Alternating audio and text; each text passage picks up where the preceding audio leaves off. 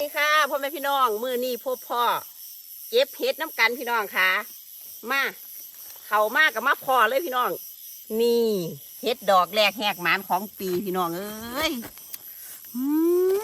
เห็ดผึ่งพี่น้อง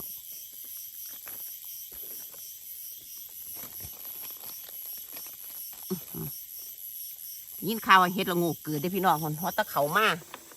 พ่อเห็ดอันนี้ก็เอาคือเก้าพี่เดดอกหนึ่งพี่น้องอุ้ย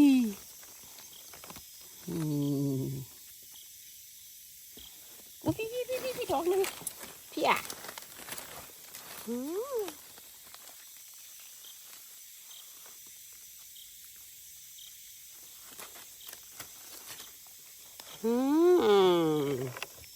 ดอกแรกของปีพี่น้อง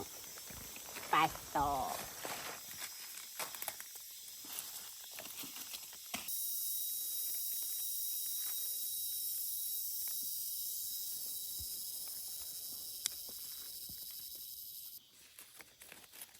คลิปแรกนั่งเราแยกสีได้บ่ต้อง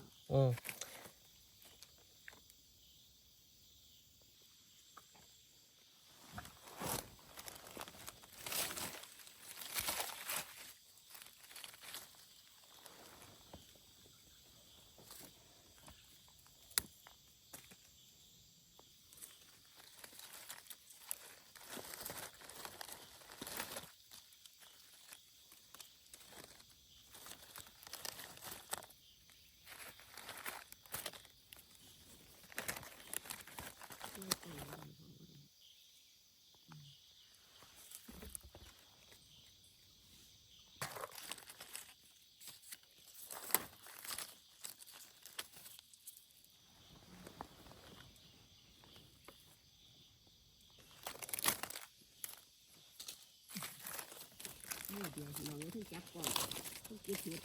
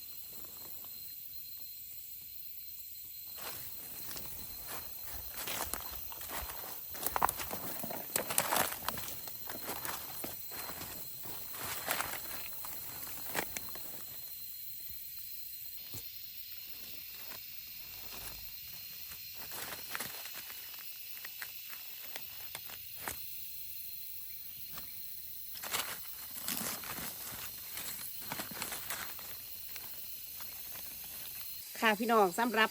เสาร์วันที่ 24 พฤษภาคม 2567นี่ค่ะผลงานของเสาร์นี้กับหลายอยู่พี่น้องมีแน่สุเห็ดผึ่งเห็ดละโงกเหลืองเห็ดละโงกขาวหลายอยู่พี่น้องหมานอยู่